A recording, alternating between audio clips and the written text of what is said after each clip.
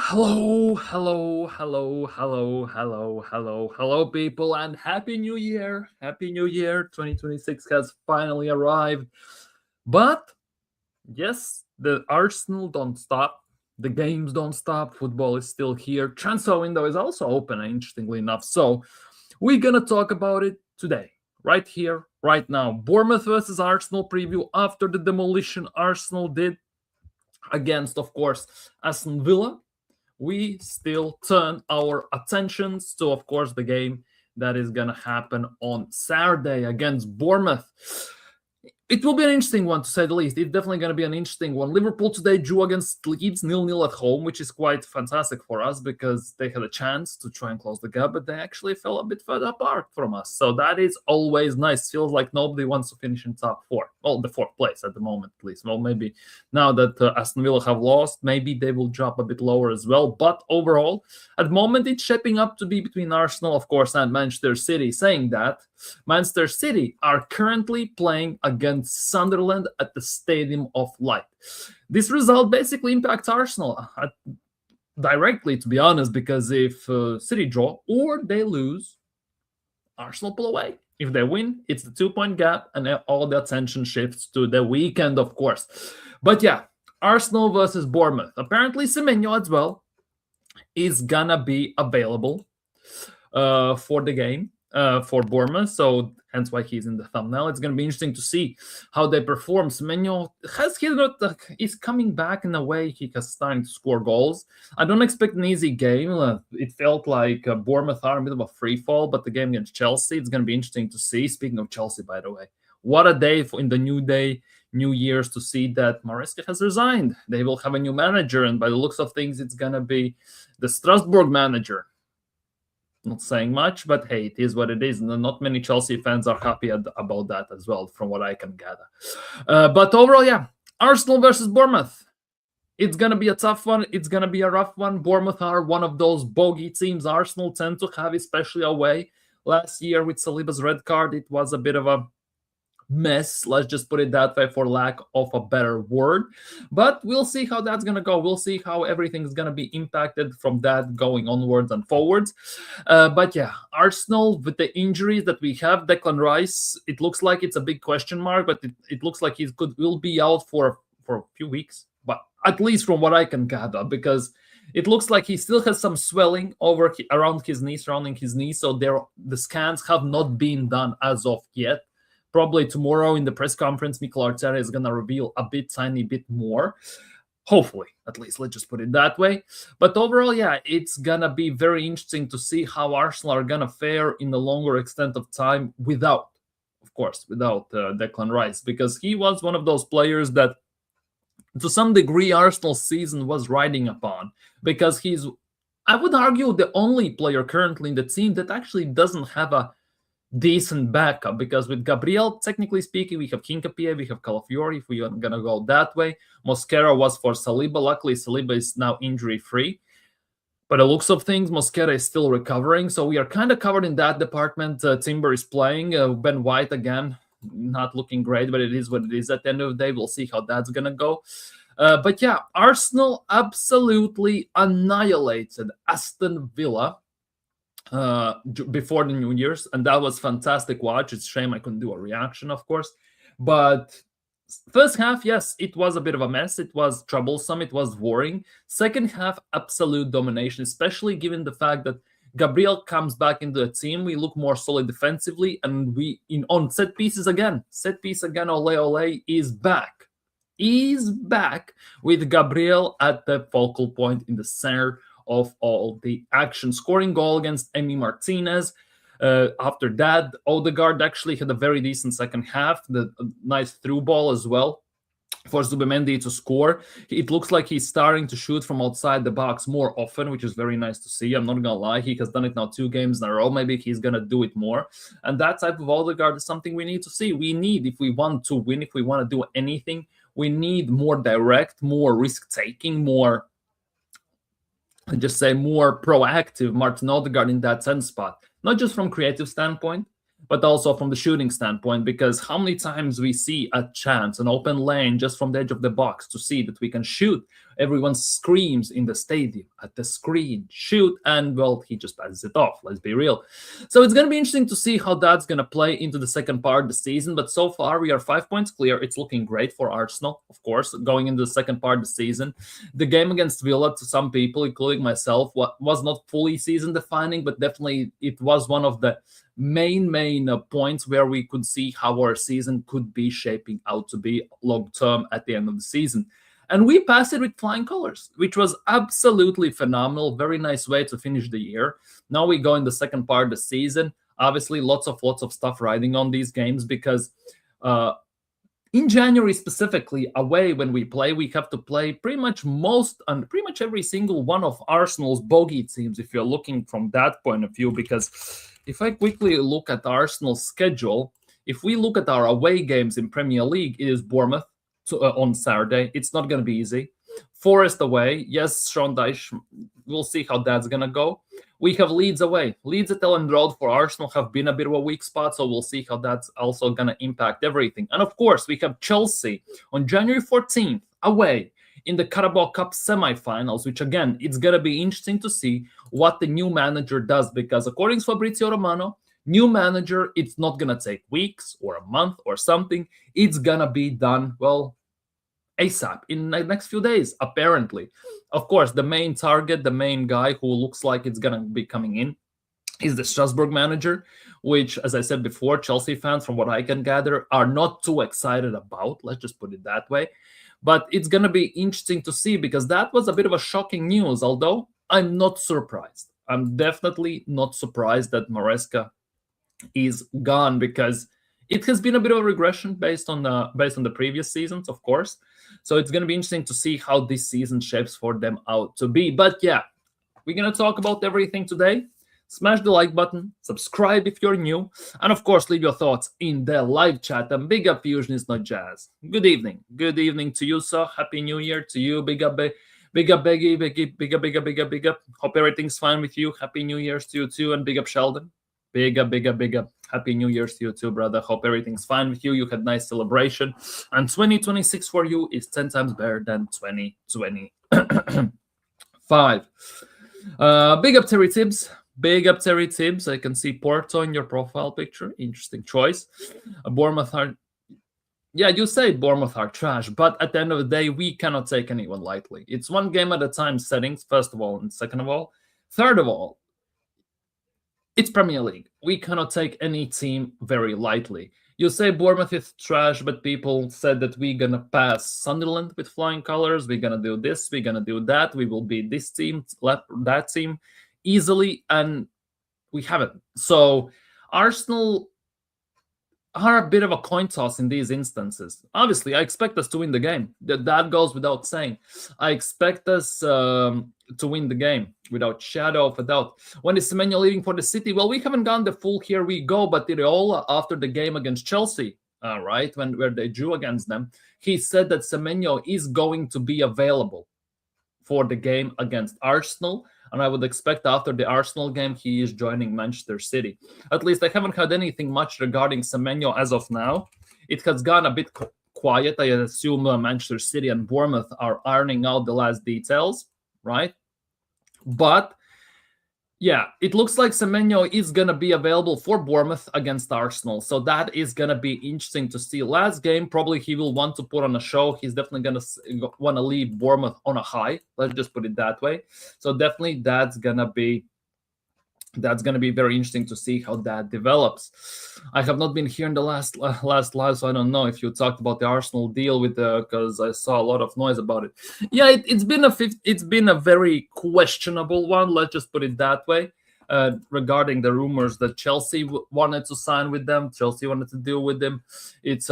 It's a very interesting company Arsenal are signing with. It's going to replace Visit Rwanda as well on Arsenal's sleeve, so that it looks like it's going to be the main focal point for Arsenal in sponsorship deals. Another American company, of course, given that we have American owners. I'm not getting too much into it. I have looked at it. I have seen it. It is what it is. let's be real, it's not like it's a ironically enough a betting company full extent or stuff like that. But there has been a bit of a turmoil with that over the before that when it just got announced about a month ago almost. But overall, right now it's gone on the silent side.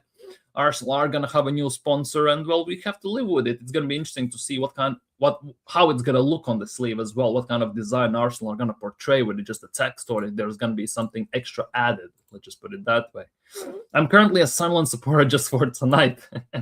Well, we hope that Sunderland actually could do something against City because Arsenal won emphatically against Aston Villa and went 5 points clear, which has put a bit of a pressure on against Man City, Pep Guardiola in those terms. It's 5 points right now. It's going to be interesting to see how they respond. From what I'm watching, Manchester City have scored a goal. However, it was ruled offside. Bernardo Silva scored a goal, but it has been ruled offside. So, caught a bit of a break there. Sunderland, obviously, thanks to AFCON, from one point of view, very unfortunately, because of AFCON, they have about 6 or 7 players, if not more, out there in AFCON playing for their national teams, which means their squad is significantly weaker, which at the end of the day also is going to mean that they will be an easier target, an easier opponent for most teams they're going to play. No Ballard as well, from what I read today. So Man City are kind of playing Sunderland currently and a very, very opportunistic time. Let's just put it that way. Yeah, and as I look at this, they have Traore, Talibi, Sadiki, Masuaku, Mandava, and Diarra. 6 players on AFCON. Ballard is out with ankle injury, and Alese is out with shoulder injury. So they have 8 players out, and 6 of them are at AFCON. So I will not be surprised if City break them very quickly, score a few quick goals, and that's going to be it. Let's just put it that way. If Arteta lets the boys off the chain like that in second half as well, could be a big win. Yeah, like for Arsenal, it's actually quite interesting. This was arguably the best one half we have seen from Arsenal against Aston Villa. It's almost on the par with the one we had against Atletico Madrid in Champions League in the second half. For me, it's the fact that the first half was a bit of a mess. Let's just put it that way, for lack of a better word. And long term, if we play maybe more stronger opponents, well, obviously City and even Liverpool to some degree, or in Champions League, and if we are not on it for the full 90 sometimes, it may cost us. Let's be real. It may genuinely cost us, but for now, we have gone through it quite convincingly as well based on the second half. Obviously, it helped Arsenal that Onana got an injury and he got subbed off at halftime because Onana was running, ball carrying, bullying our midfield to the maximum extent in the first half. So Arsenal caught a break in that regard, but you can only play what's in front of you. You cannot be too upset. You cannot be too happy. Let's just put it that. Well, you can be happy, but you cannot get too upset because everyone gets these type of instances. Because let's be real, Arsenal didn't have Declan Rice, and that also says a lot for our midfield that we actually managed to do everything how we did without Declan Rice. Let's be real, in my opinion. Well, I need to say that a bit less this year. Porto, for me, first just over Arsenal, but I fell in love with Arsenal during the early 2000s. Don't blame you. Don't blame you. And also became an Arsenal fan in 2002. Players they had were insane. I loved Arsenal more back then. Yeah, of course. Like, we were winning trophies. We were playing beautiful football. It was always very exciting to watch. Dennis Bergkamp, Pires, Vieira, Lauren, Lumberg, Henry, of course. It was very exciting to watch, to say the least. Let's be real. But right now, it has lost that magic, especially leaving the Highbury, moving to Emirates in 2006.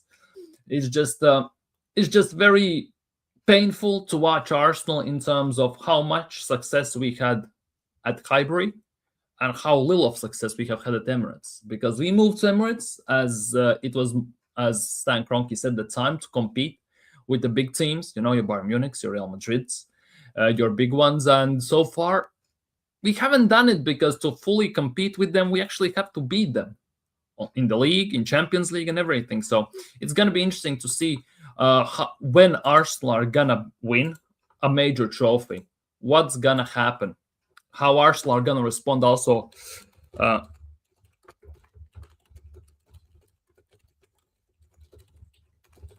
How Arsenal will respond also once they win something major, how they're going to go about things, how that's going to influence the team long term. Because this team, no matter how you look at it, it's actually quite young. Yes, it's not the youngest team like it used to be, but still, what's the average age of Arsenal's squad?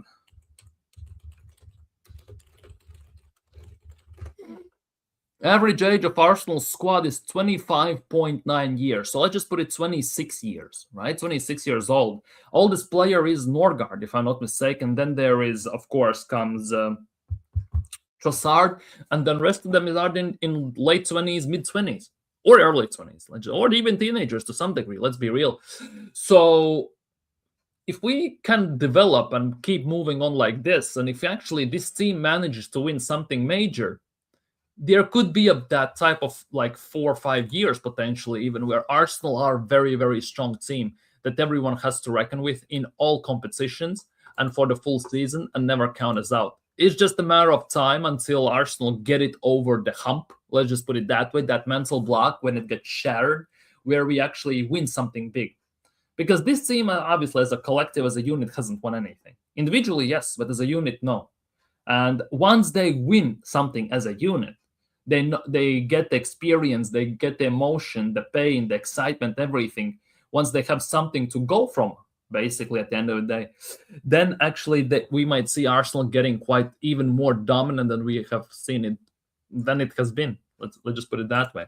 Yeah, Pep isn't sweating on being 5 points behind. Without shadow of a doubt, for City, 5 points is light work striking distance. Let's be real, light work striking distance.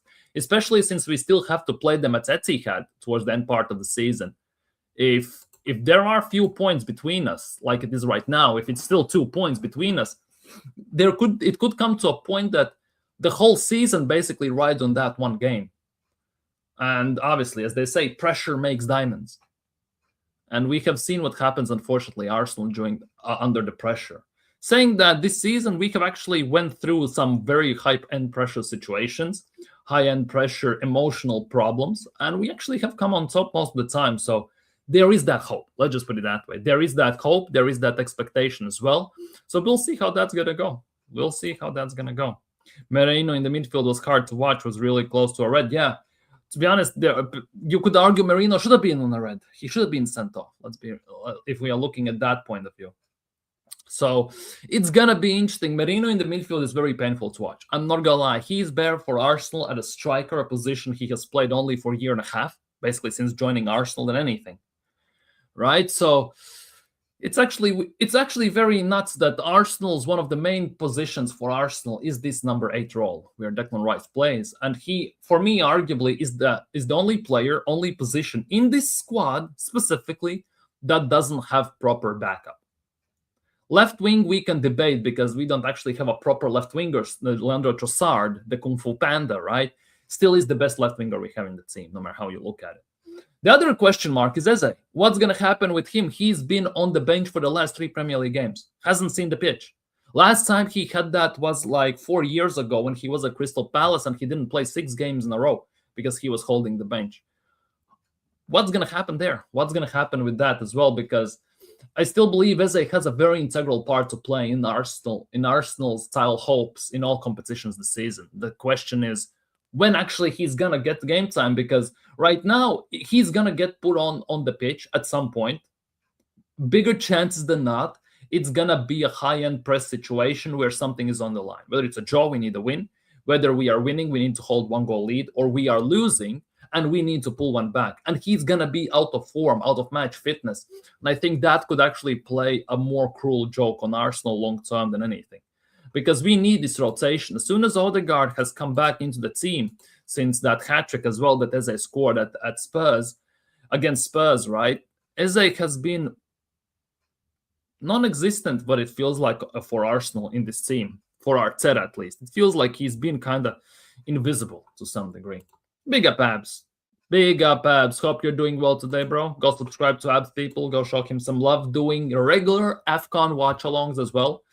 Premier League, AFCON, all the watch-alongs you can imagine. Go show him some love, people. Son almost scored. Damn. it looks like it could be a very nice game. Obviously, City scored, it got disallowed due to offside. Sunderland nearly scored as well, so it could be very interesting to see how this game goes, especially when you look at the team.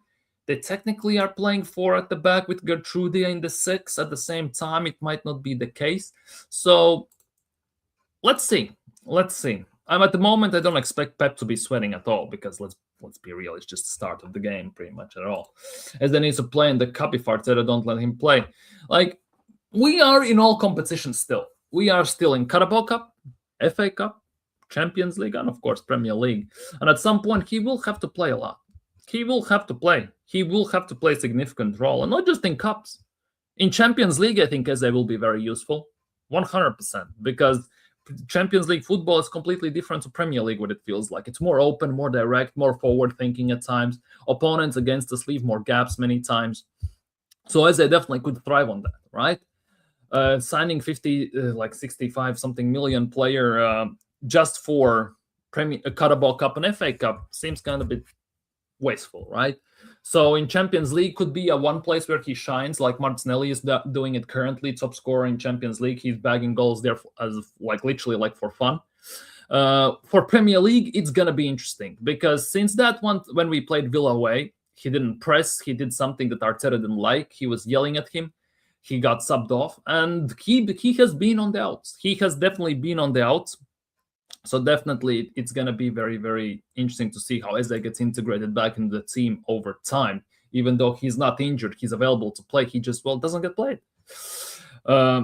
Martinez fuming after the Villa game. That wasn't a funny one to watch. Let's just put it that way. That was a funny one. Big up Salholm Gooner as well. Happy New Year, bro. Many in here thought we would lose. Well, I said 2-1 Arsenal.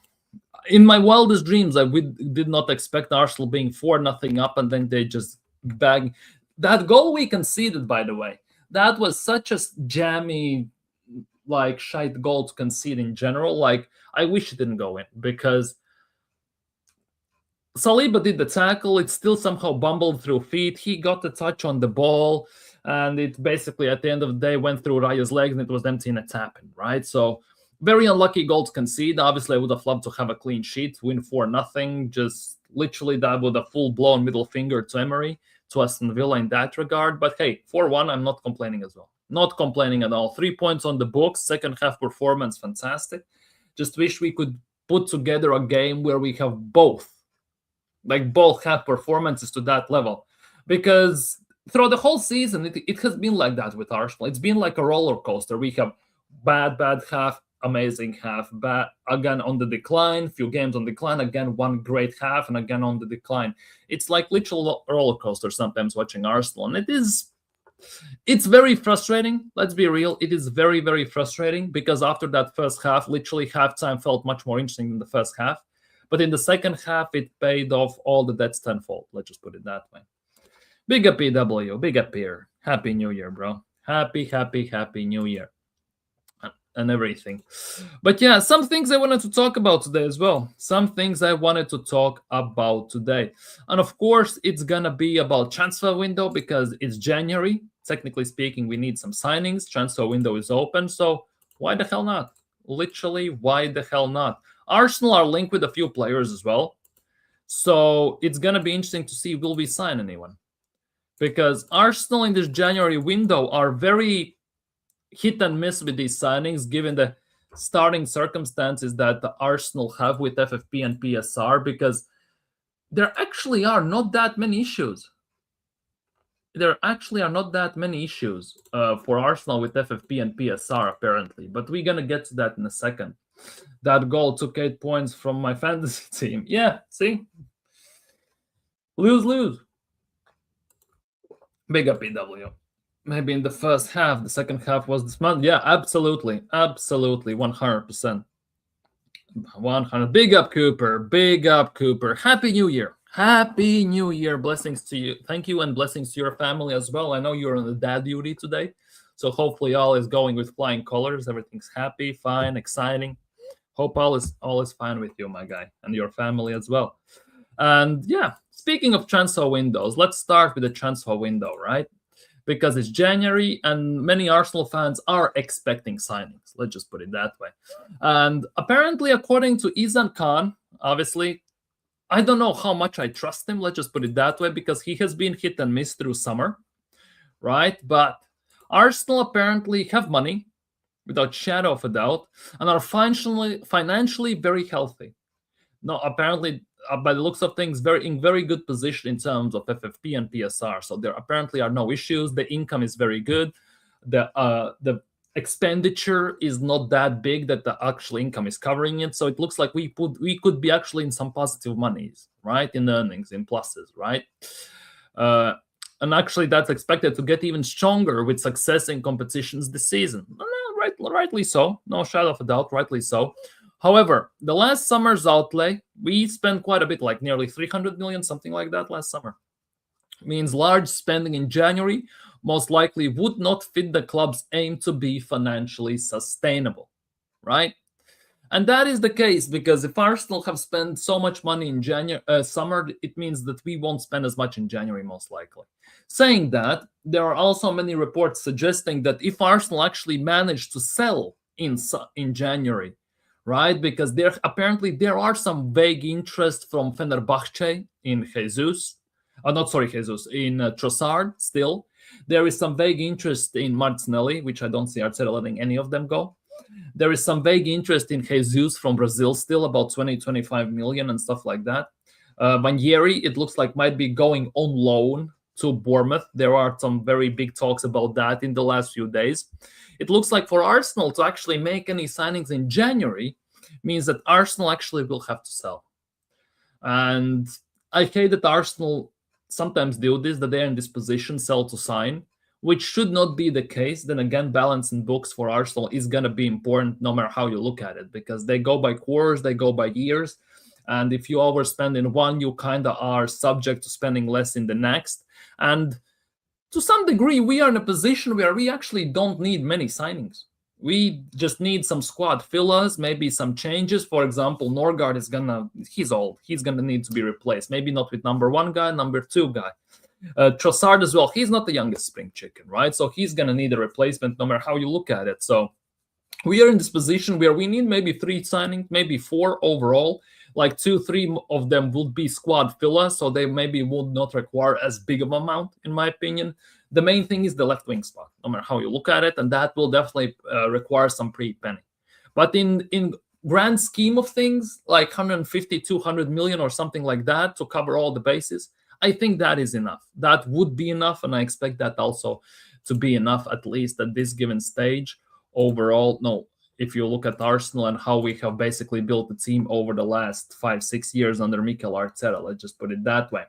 Yeah, smash the likes, people, and subscribe if you haven't already as well. Big up AFC always. Big up AFC always. Thank you. Happy New Year to you too. Hope everything's fine with you. Your health is top notch as well. Everything's fine with you, with your family, and the loved ones. Hope all is fine. Do you think Gabriel Jesus should start over Gyökeres? It's weird. At the moment, like it's starting to become to a point where defending Gyökeres and it's almost useless. Let's just put it that way. He had 2 good chances and he wasted them, right, against Villa. One definitely wasted. The other one was just he leaping out from defenders back. He was off balance and everything. I get why he missed at the same time. He's going to be under much more scrutiny because through a whole debacle through the summer for him to sign, then with Havertz out, Jesus out, he's the main guy and he hasn't kicked the ground running. Let's just put it that way. He's on 5 goals. He's our top goal scorer in Premier League, right? But still, it doesn't mean nothing at the end of the day to some degree. Because whenever Jesus comes on, he looks more threatening, more forward-thinking. He helps Arsenal with the link-up play. But it actually looks like, I just put it that way, Gyökeres starts the game to fight with defenders, like, MMA, WWE, wrestling settings, to drain them from energy. And then you put on Jesus with the skill, with the technical ability on tired legs to basically just plug the defense around. And it's actually working like that very good. Saying that, I will not be surprised if Havertz or Jesus starts very soon, because Gyökeres, as much as he does good things for Arsenal in the grand scheme of things, the way Arsenal want to play, the way Arteta envisions this team to play, it feels like he doesn't do enough, right? So I expect Havertz to be starting at some point, Jesus being the backup. At the same time, Gyökeres is very pivotal to a certain degree, right? The physical aspect and everything, then again, he falls to the ground very easily, right? But Gyökeres is a player that demands defenders' attention no matter how you look at it. Yes, he is not raising trees, right? He's not scoring goals for fun, right? At the same time, the defenders have constant attention to him, where he's moving, what he's doing, what runs is he making, how he's shielding the ball, and everything, right? So it kind of tends to sometimes open up legs and space for our wingers, which is also very, very, very important. The way we want to play through wings without saying that, right? And that helps Saka, that helps Trossard, Martinelli, even Timber, who is overlapping on stuff like that. It's helping them. And with Jesus, the defenders are maybe not as much focused on him because his finishing ability is not the greatest. Let's just put it that way. So maybe defenders are a bit more focused elsewhere, with keeping a very strong eye, obviously, on him. So I would be very interested to see how it looks like, for example, Gyökeres starting together with Jesus in the same team, in the same starting 11, in a 4-4-2, 3-5-2, 4-2-2, something like that. I would be very interested in seeing that. But we all know that that's not going to happen. So with Havertz being already on the bench, if he's ready to play, I think he's going to get bedded into the team slowly. But I also would not be surprised if he starts against Liverpool. Would not be surprised. Let's just put it that way as well. Trossard, Martinelli need to stay. That's the thing at the moment. Yeah, there's we are not signing anyone much better than them in January. I don't expect, at least, unless we somehow pay 100 million for Yildiz or someone like that and we get them. I don't see much better signings, that much better signings we're going to get. So might as well keep them at least till end of the season and see what happens then. See what Bertis has figured out for that. Armand just sacked by winning 2 trophies before Arteta. Yeah, it is what it is. Trossard on 12 GA this season. Yeah, Trossard is actually, to some degree, our best forward if you're looking from those terms. Leeds got a fantastic result today at Anfield. In span of the last 6 games, they drew 3-3 at Ellen Road and 0-0 at Anfield. They got 2 out of 6 points against Liverpool, which is fantastic for them, to be honest. And they were not that far off, maybe potentially even winning the game in both cases. Let's be real. Hartford deserved point if we don't beat Bournemouth and drop points against Liverpool. Yeah, exactly, and that is the biggest thing. Since we have this Bournemouth preview as well, if we drop points to Bournemouth, for example, right, on Saturday, this win against Aston Villa means kind of nothing to a degree, because if you want to maintain the momentum, we must keep on winning. We need to beat Bournemouth away. Last year, it wasn't great. Saliba got a red. We capitulated to some degree, right? So our away games this January month in general are our teams we tend to struggle against away. We have Bournemouth, we have Nottingham Forest, and we have Leeds. At Ellen Road, we also tend to struggle. Home games against Man United, we'll see how that's going to go. Home game against Liverpool. No matter how Liverpool are playing, you can never write them off. Yes, we're doing well against Liverpool at home. We tend to draw or win against them most of the times, but still it means at the end of the day, nothing. Let's just put it that way. And if we go by things, then we have Chelsea away. At Stamford Bridge, going to see how the new manager does there. We have Inter away in Champions League and Kairat at home, also in Champions League. Those 2 games for Arsenal should not be too big of worries, because we're going to finish first or second without shadow of a doubt by the looks of things in Champions League. All right, so we'll see how Arteta manages those 2 games. Let's see how Arteta manages though. Yeah, that is the thing. But I'm saying that I'm not denying it. Jesus and Havertz, if they play 90 minutes, they will break down. We'll see about that. We're definitely going to... It will happen at some point. They will play full 90s. We'll see how long they can play through the full 90s. But it goes without saying that Gyökeres is not raising trees. He's not doing anything spectacular. Yes, off the ball, he's doing some very good things.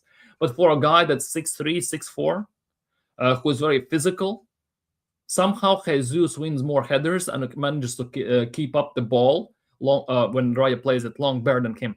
And that should not be the case. Let's be real with the body that Gyökeres possesses. Have you seen that video of Rice telling Morgan Rogers about his knee? Yes, I have. Yes, I have. We're going to get to that in a second. Yeah, Sunderland are looking good. Sunderland at home are a very strong team. They bring game to against anyone. They don't give a damn who they're playing. They're very solid. They're a very well-drilled team. Their manager is doing a fantastic job. Sort of a surprise of the season, let's just put it that way. Especially with 8 players out, right? 6 at AFCON, 2 injured, and one of them is Balor on their main center backs. They're definitely doing a fantastic job currently. 100%. Going back to transfers, apparently Arsenal have been looking at European market for young players with potential and are understood to have scouted Rodrigo Mendoza, a midfielder, David Bartesaghi, a 20-year-old defender from AC Milan, and Jean Matteo Bajoya, a forward, 20-year-old from Eintracht Frankfurt, which is very, very interesting. Very interesting. Rodrigo Mendoza, I think, would be a very decent signing for Arsenal, without shadow of a doubt, right?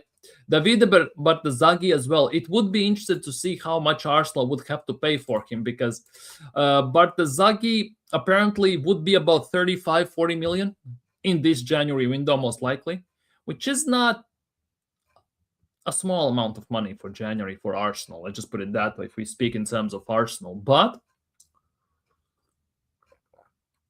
I think Arsenal are not the only team looking at him. It will be very interesting to see how this goes and will Arsenal sign him.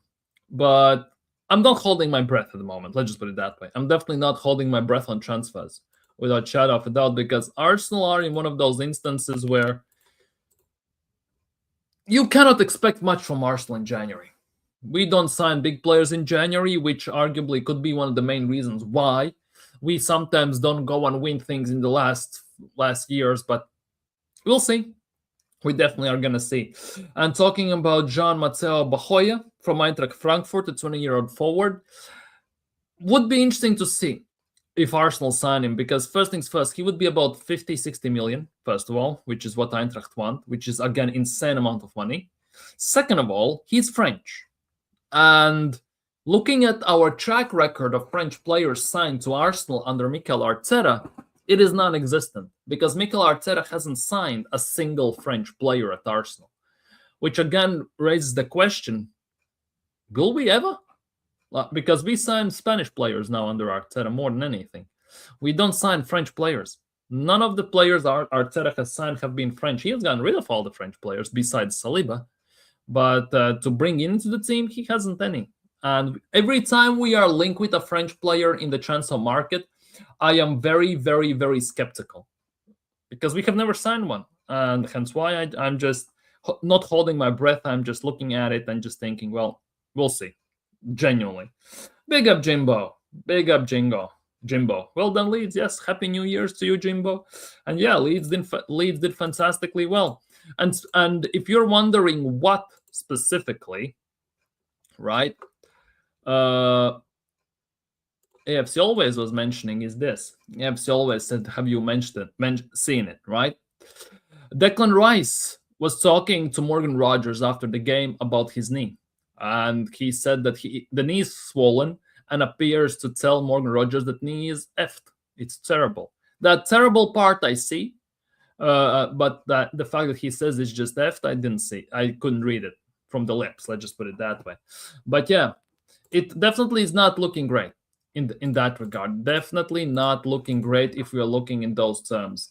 We'll see how it goes, because I haven't seen any reports, any news articles regarding Rice's injury. The only thing I have seen is the fact that they're waiting till swelling goes down, and the swelling still hasn't fallen down. And that just shows that they're waiting for it to disappear to get a better look at the scans. Because swelling always, the inflammation and everything, kind of messes up the scans and you don't get the overall picture. So for me personally, it's just a waiting game at the moment. It definitely is just a waiting game to see what's going to happen at the end of the day. It's definitely going to see what's going to happen.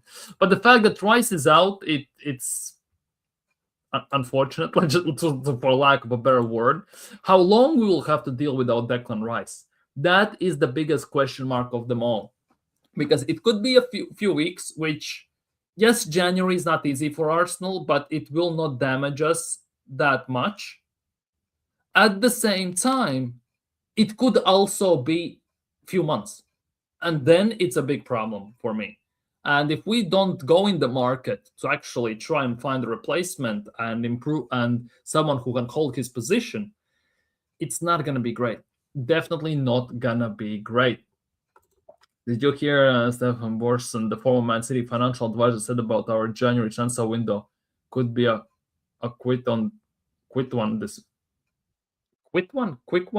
I don't know, but yeah, they talk about this. Arsenal, from what I have read, Arsenal in very good financial instances, but given this expenditure they have basically done in summer, it looks very unlikely at the moment. Maybe a loan, best case scenario, maybe someone hella cheap.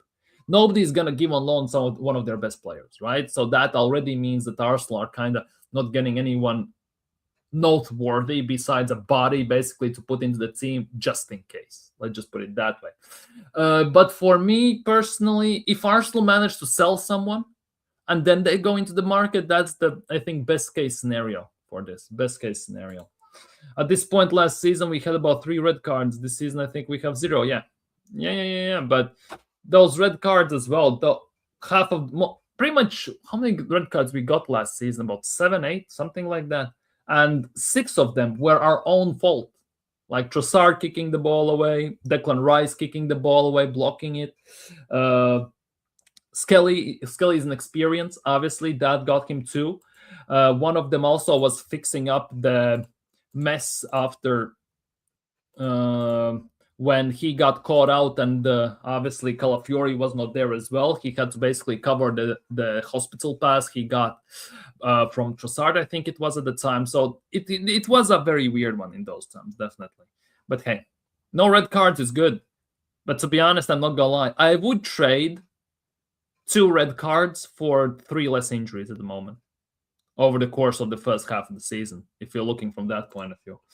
I don't want to get Arteta any more money in January if he can't get it over the line with this team, and squad should be sacked. We'll see. Time only will tell with this, because the squad is there. The depth, so to speak, is also there in most of positions. Will he manage to get it over the line? Only time will tell. Obviously, the track record is not the greatest. Let's be real. But at the moment, we are in a good position in Premier League, good position in Champions League, in advantageous situation also in Carabao Cup, and FA Cup against Portsmouth this month as well. Time only will tell. Time only will tell.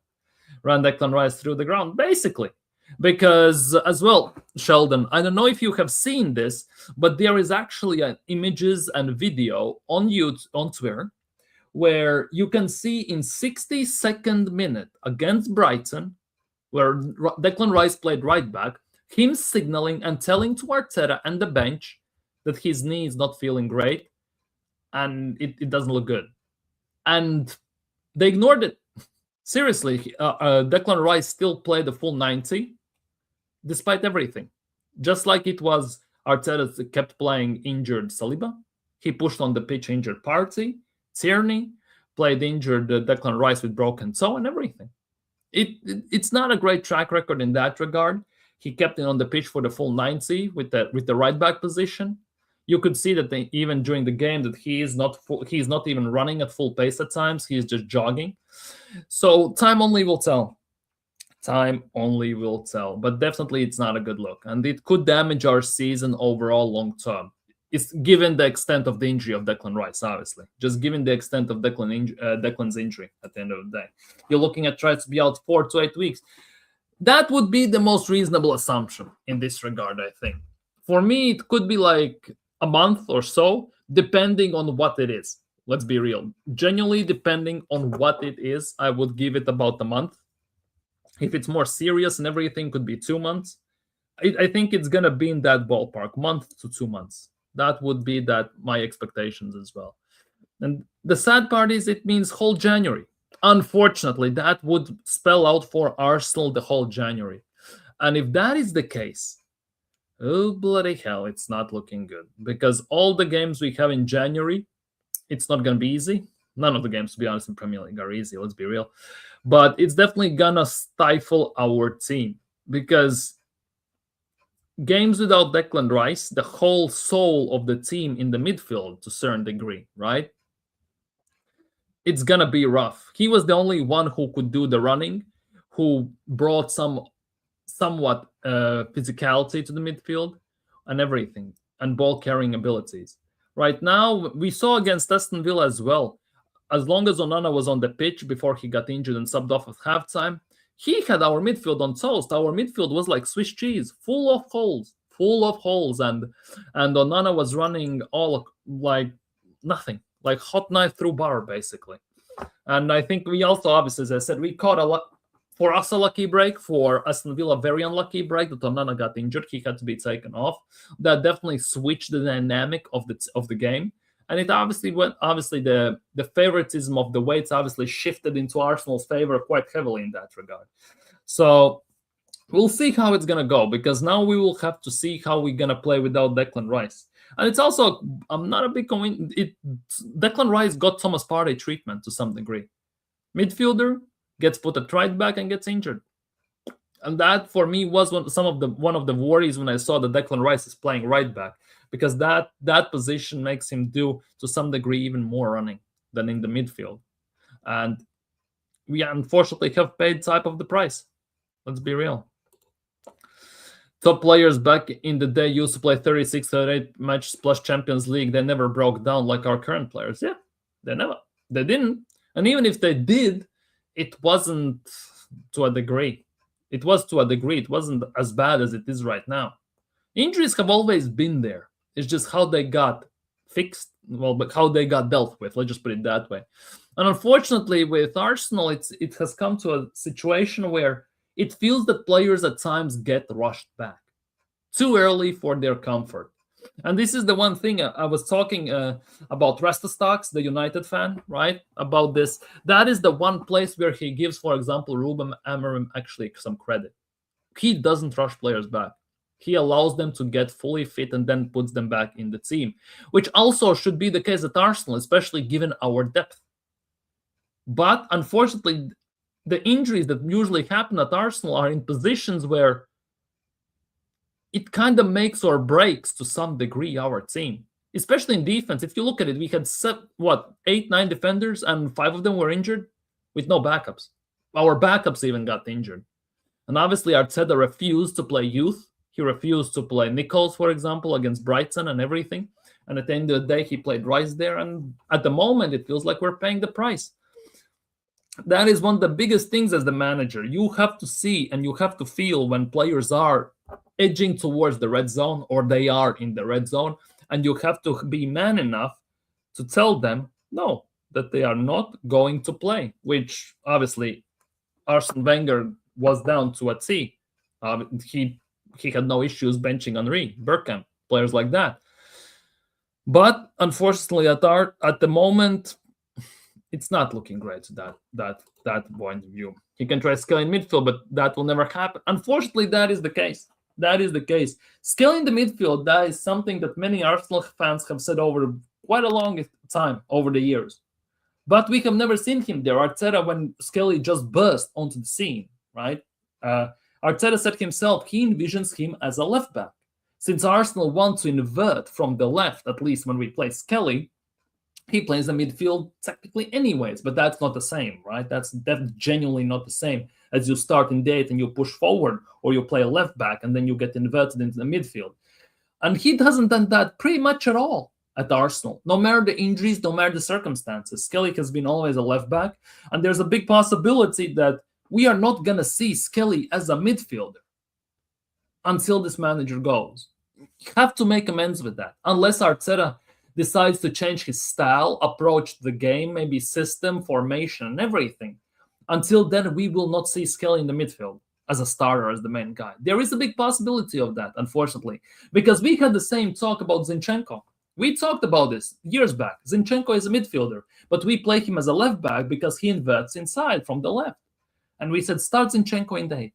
Start him in the 10 even at times. And he never did. He always started as a left back because Zinchenko is not a left back as well. He's a midfielder. it's kind of the same type of situation, unfortunately. And Skelly had a phenomenal year last year, to be honest, as a left back as well. Yes, towards the end of the season, he got found out. He got most likely also fatigued, drained. He started to make errors. He got snuffed out. Other teams started to bully him. He got unnecessary yellows, red cards, and everything. But hey, it comes with the territory at the end of the day. It comes with the territory. And obviously now with Calafiori, most of the season not being injured, Skelly cannot get a kick off the ball as well, unfortunately. But right now that he's out, not sure how long is Calafiori still out for? Anyone know this? Just a question for you all. Big up, Ryan. Happy New Year. Happy New Year. How long do you think Rice will be out? I don't know. Since there are apparently no tests have been done as of yet, and obviously New Year's, the swelling still hasn't fully gone or basically reduced. I no idea because nobody has talked about it. Obviously, Mikel Arteta is conducting the interview tomorrow. Maybe he can shed some light on that, but I doubt it because Arteta plays it that way. But in my expectations, as we talked about this, I think about 5 minutes ago, 4 to 8 weeks, something like that. I expect something around a month, depending on the extent of the injury. If it's some ligaments, then it's sayonara. But if it's just something different, it might be a month, maybe 6 weeks. I don't see him being out for a week or two, unfortunately. Big up, James. Big up Football Locker Room Banter, people. Go subscribe to Football Locker Room Banter as well. Big up, James. Hope you're doing well today, bro. But it's not the do of medical staff to advise the manager regarding these players. I would sack them first. But this goes the both ways. Like, I don't know which side of the story to believe in anymore. Because if medical staff clears them, they're ready to play. Arteta plays them, right? Arteta always praises how good is the medical staff, right? At the same time, both sides cannot be true because medical staff will not allow a player to play if he's injured. So Arteta also won't play. Or medical staff says he's kind of fit but not ready. It's up to you whether you play him or not, and Arteta decides to play him. One of the sides are not telling the full picture. Saying that, last year, what Simba talked in the offseason, in the interview in Netherlands, right? He said that he was talking to medical staff. He was saying that his knee doesn't look bad. It's all fine. But when he moves, he feels massive pain. They do the scans, tests, everything's fine. And they say he can play. Obviously, Arteta plays him. But they didn't listen to Timber when he was talking about the pain he's experiencing when he's moving the leg. So something is there's some miscommunication. It feels like that between those instances because you cannot have your cake and eat it too at the end of the day. Because many Arsenal fans say, look at the medical staff, they must be doing something wrong, right? At the same time, the same fans are saying, oh, look how great of a job they did with Gabriel. He's now back, he's looking better than ever. Look how good job they did with this player and that player. Like, pick a side at the end of the day. Maybe you shouldn't even pick a side. But also, I know it's just it feels like a wives' tale, if you get what I mean. But the fact that Arsenal's training ground has been built on cement car park is also not doing any favors to us. Because there were talks about Rio Ferdinand talking about this back in the day when England were training at London Colney. He was saying that the training ground is hella heavy and hella rough to train on. And they requested that England train somewhere else. So there must be something maybe to that as well. Big up, Eugene. Happy New Year to you, too. Miles holds on to the ball for too long. Yes, he does at times. Definitely, he needs to learn to play it simple. That's the thing. Sometimes he loses focus. He's young. Yeah, he will develop, but I would like to see him develop that in the midfield, not as a left back. But this is the big thing. Holds on for the ball too long. He needs to learn to play it simple. I get it. But I'm going to talk about another player who does the straight opposite sometimes, or who should also do this. Odegaard as well plays it a bit holds on for the ball too long. You saw what type of pass he gave to Zubimendi when he scored, right? He also plays quite a bit of the safe ball. I wish he would take more risks. Fair plays to him, to be honest. In the last 2 games, he has had good moments. He has had shots from outside the box, which we haven't seen what it feels like in a century. He has scored a goal. He has created some chances, and if Odegaard can build upon that and he can produce these on more consistent basis, the better for Arsenal at the end of the day. Nobody's gonna talk about and cuss out Odegaard for holding the ball too much, playing it backwards all the time, if we score goals and he's directly involved. But many times he's not involved at all, and people just say, but look, he leads the press well. But I want him to create as well. And somehow it doesn't feel at times like that. Sunderland are playing well. Half-time, 0-0 in both games. Actually interesting. Big up, Rude Boy. Happy New Year to you too, brother. Matisse is about to be the new Chelsea man. Can you imagine this? We need Rice and Havertz for Liverpool game. Keep them at home for Bournemouth. Yeah, but I don't think Rice is going to be for the Liverpool game. I cannot see the fact that Rice, exactly in a week, is going to be fully fit to play against Liverpool. I don't see that happening. Havertz, I can see playing against Liverpool, without shadow of a doubt, to be honest. With Rice, I don't see it. The fact that there have been no news on the scans alone,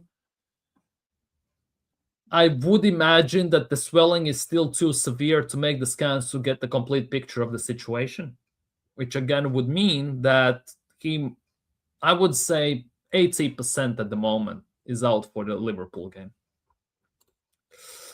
Question: Jesus took off his shirt after scoring but didn't get a yellow card for it. Did the rule change? He got a yellow card for it, I think. I think he got a yellow card for it. Where is it? Arsenal. Jesus got a yellow card for it. Jesus got a yellow card for it, and he's gonna be called up to the FA, just like Arsenal will, about the religion stuff. Just like last year, who was it? Gakpo or whoever was at Liverpool called up for it by the FA. We'll see how that's gonna go. Starting point are the players themselves. They are the ones who know their bodies, who should be able to communicate it. But they do. But based on what? Timber talked about in the interview in the off-season. They don't listen to him. Because Timber himself said that he is injured. He feels the pain when he moves the leg, when he walks. They do the scans. They say they don't see nothing he can play. But it's very evident that they didn't listen to the player when he was talking about this. Right? You said that players should communicate this. Why then Declan Rice is playing with broken toe last year? Why was he doing that for full 90? And everything. Like, it doesn't always happen like that. When it comes to crunch time, when it comes to the last games especially, or the big games of the season where there are something on the line, everyone wants to play, especially the big players. And sometimes they put their own health long-term at risk, playing on painkillers, playing on injections, or something just to be on the pitch and help the team. And it's the world. I have done it. I've played with a broken toe on my leg in the finals. I have done it on painkillers. Obviously, after the game, it wasn't so fun taking the shoe off because I almost couldn't because of the swelling. But they do it because sometimes they have to. Let's just put it that way. Can we get 4 draws tonight? I don't think so. I think the second half, the teams are going to do something. They're going to do something in the second half. Jesus might be suspended for FA Cup game, but Gakpo didn't get a... Yeah, Gakpo didn't get a ban. They got a warning, written notice, or something like that. Big up Keratin once again, right? So you would expect that they get the same. You would expect that Jesus get the same. It's still under investigation. It's still going to be contacted and discussed and all this stuff. In a few days, we most likely, or in a week or so, we're going to find out, right? But at the moment, yeah, if Jesus gets a ban, it will feel like a double standard type of thing, right? But hey, I understand why Jesus did it, and I'm not going to judge him for it. Let's just put it that way. Can we just not do it? Anyways, back to Bournemouth game a tiny bit. What are your predictions, people, for the Bournemouth game? Do you see Arsenal winning with a clean sheet? Do you see Arsenal winning? Or do you see anything at all? Let me know down in the live chat your predicted score for the Bournemouth versus Arsenal. Because based on the recent performances from Bournemouth, looking at Arsenal, obviously have Gabriel back. We look defensively more solid. Of course, it's not ideal that Declan Rice is out. and we have some injuries to Calafiori and players like that. Definitely not ideal. Let's be real. But I still expect Arsenal to do well, especially after last year. Arsenal need to rectify their mistakes. And so far, to be honest, this season, Arsenal actually have done a very, very good job of fixing the issues they had last year. Obviously, we drew against Liverpool at Anfield last year. We lost, and we won, and the City score, right? But overall, if we look at the games, we won against Newcastle. We lost last year, right? Everton games, draw, we won, and everything. Arsenal have actually done so far very well this season to fixing the mistakes they had last year. And that was one of my main things I was talking about also when the season just began and also in summer. That if Arsenal can take the draws we had, all 14 of them, and turn at least 7 to 9 of them into wins, Arsenal are going to win the league. And we keep the win tally, plus that the draws turned into wins, we're going to win the league. And it looks like Arsenal are doing that, which is very, very promising at this stage. Now, it's only halfway to the season, long ways to go, but there are some good signs. Let's just put it that way. 3-1 Arsenal. 2-0 Arsenal. Interesting. 2-1, but it should be 3-1, but we can't finish our chances, and Semenyo will score. So you think Semenyo will score. 3-1 Arsenal as well. Interesting. Many people are going with 3-1 most of the time. So everyone's also expecting Arsenal to concede. Yes, our home record is miles better than the away record. We tend to struggle at times away. Let's be real. And it's not a great sign. Let's just put it that way. Personally, me, I'm going 3-0 Arsenal. I don't know why, but I have this feeling that with Gabriel back, Arsenal are going to look more solid defensively than ever. Arsenal will want to make a statement, especially looking at how we lost last year to Bournemouth, 2-0 with Saliba's red card and everything. It wasn't pretty. It was very ugly and very painful, disappointing, and very, I don't want to say depressing, but very, very shambolic. Let's just put it that way, for lack of a better word, right? But I think this season we're gonna right our wrongs, right? And I think that's gonna happen. I generally do. Yeah, it's an away game. It is an away game, yes. Only thing in favor is City have 3 games in 6 days, which might be difficult for them. Yeah, true, but they actually have a good squad. They can still do the job. They still can do the job. Obviously, they don't have the easiest games, don't they? Because Manchester City have, well, yeah, they play Sunderland away, Chelsea at home, and Brighton at home. So they have 2 home games. At least they don't have to travel. We'll see, but if there's any team who can pull this off, it's Manchester City at the end of the day. Let's be real. Arsenal also pulled this off, playing 3 games in 6-7 days. Remember, we won against Spurs, we won against Bayern, and we drew against Chelsea. So would not pass. If City want to go toe-to-toe with us for the title, they will have to do it as well, at least to get 2 wins and a draw minimum. And then, for example, for them in Premier League, they need 3 wins, actually, to be honest. I'm coming for positive then if we don't win this league. He said, well, we'll see about that one. Under this manager, we haven't won a job. Yeah, we haven't, but we'll see how it could change. And good for him, good for us. Let's be real. All we want is Arsenal to win a major trophy. And this season, it's looking, I don't want to say this right now, but it actually looks quite promising, more than ever. Let's just put it that way. With the signings we have made, with what Berta has done, with how he has helped with the signings, the squad we have built, the rotation we can put into play, we should be doing it. We should be winning something major this season, right? And I don't mean Carabao and FA Cup. I mean Premier League or Champions League, or, to be honest, Champions League. So we might actually do it. Time only will tell. Maresca to Spurs. Can you imagine? Everton should have got a penalty for Saliba foul on Barry. Yeah. We have caught life many times. Hence why I'm not getting too annoyed with the referees. Because, yes, we get mistreated at times, wrong calls. But let's be real. We get calls in our favor going also quite a bit. So I don't get too annoyed with this. Because, yes, it might be a very delicate time. It might be something on the line. It might be a deciding game. But it goes both ways many times. And it is what it is. Big up Stockholm Gooner. Have a nice evening. Have a nice day tomorrow. Enjoy your time and have a nice chill time as well. do you think Chelsea model is built to fall under this model? I think Chelsea are a mess. Let's just put it that way. Chelsea are returning to a Chelsea they were before Roman Abramovich took over in 2000. Seriously, that's what it looks like. Chelsea were, for almost 20 years, phenomenal. Up there, fighting for everything under Roman Abramovich. Since Abramovich has left, it has been a decline, and Chelsea have kind of turned into a Chelsea it was before Roman arrived into early 2000s. Let's just put it that way.